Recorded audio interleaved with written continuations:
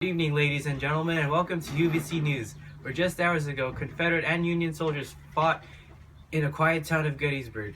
For more on this, let's go to Mikhail, who's at the scene of the carnage. Oh, we're live? Right. Thank you, Felix. Right now I'm standing next to a Union soldier, Mr. Loin, who was there at the scene of the carnage.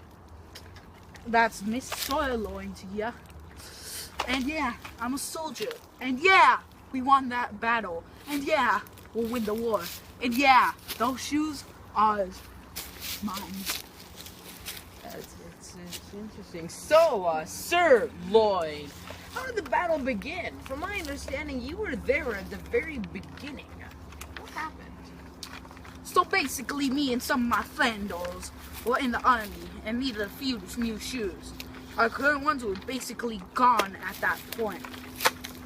And we were in Gettysburg, minding our own business, when all of a sudden, some Confederate soldiers popped up looking for some shoes like us. Well, us boys ain't gonna have no slavers enslave our shoes. So we took our guns out and bam! Okay, so from my new understanding, you were there when the battle began with a few of your friends. And the battle began when they were looking for shoes and encountered the the Confederate general's troops, who were also looking for shoes. Not good. But on further news, our Union President, Abraham Lincoln, has just recently released an Emancipation Proclamation. Do you know of this? Oh yeah, that's a pretty cool dealio. There it was. I also hated slavery. So seeing our President of the United States wants it gone really helps out.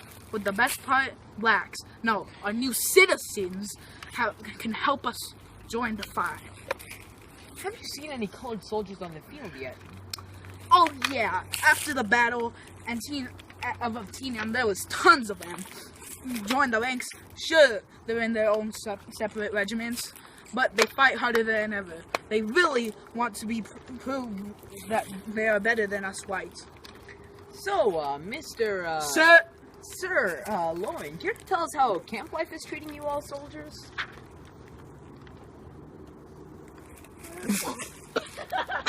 Okay, it's horrible. Crowded barracks, little food, no shoes. Everything is horrible. Say you want a cup of coffee, grab a cup, head on over to the river near your camp, and you fill it up with the water. Take a sip, enjoy the freshness until you realize some jerk named Jonathan pissed in it just a little while ago. Jonathan's a common name, right? Screw you, Jonathan. Anyways, yeah, that's basic camp life. Horrible. Ouch. Ouch indeed. Anyways, that's all the time we have with Sir Loin. We have Diego on the site with a Confederate soldier to ask him the same questions I've asked here, Mr. Loin. Thank you, Mikhail.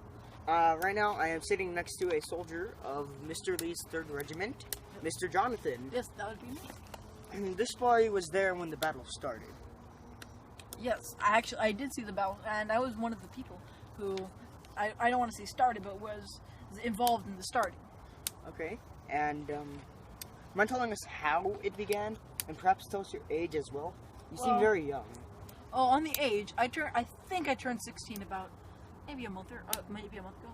It's hard to tell in the camp, but on the battle, just me and my friends were looking for shoes, and then some Union soldiers came upon us. Okay, and?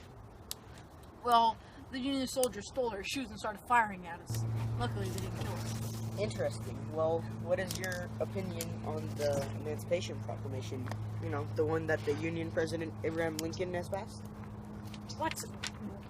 He has no control over us. That's a silly Lincoln. What is he compared to us? He obviously does not recognize that we're not part of the Union anymore. Oh, and thinking that blacks are on the same level as us? Crazy. That's disgusting. Well, why don't you tell me about camp life? Oh, no, not this. Horrible. We can't get clean water. It's very hard, or nearly, it's impossible to get clean water. Why do you think we went out looking for shoes? I mean, we went out looking for shoes. And like I said, impossible to get clean water. We're filling our water from the stream, and then upstream someone's taking a dump. How about the food? Oh, we just have a little tiny piece of bread called hardtack. It's horrible. Maybe an apple and a cup of lemonade, and that's all we'll eat for maybe 2 or 3 weeks. Wow, It's that horrible. sounds really bad. It is. Anyways, back to Felix. Thank you, all 4 of you. Now on to further news. Women have recently been taking over farms previously owned by men who went to go fight for their country. Let's see how they're doing. That meal really at the spot, you know? You do know we're live, right? Right, thank you, Felix. Right now I'm sitting next to a Union wife, the wife of Sirloin himself. Excuse me, but I like to be called by my maiden name, Mistake. Mistake. Okay, mistake. Mistake, how's life been treating you after your husband left to join the army? It's been pretty difficult. The pay is only $13 a month from the army.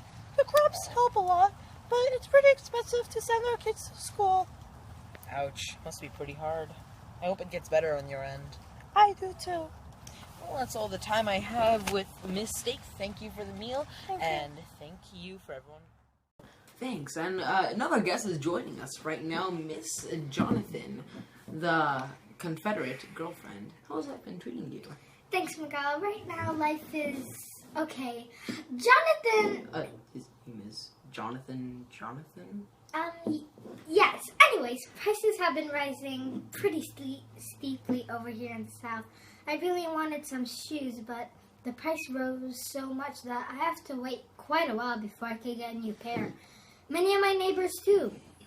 This farm here is really the only thing that gives me a bit of money for food and water. I wish I could buy myself a slave, but it's just too expensive nowadays.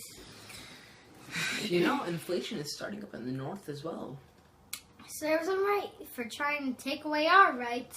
Well, thanks for your opinion, Miss Jonathan. Back to you, Felix.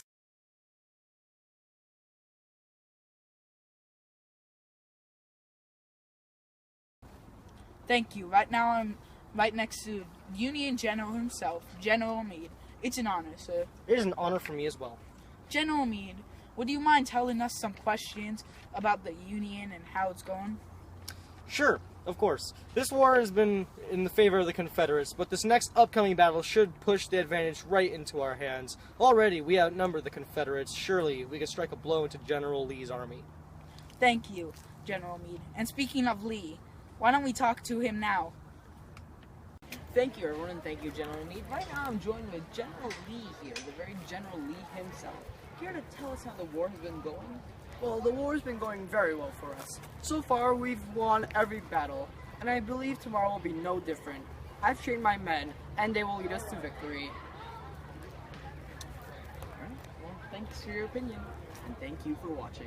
That's all, folks. Thank you for tuning in tonight, where we took you around the war-ridden countryside to bring you the latest news of the war. You heard it here on Confederate versus Union News.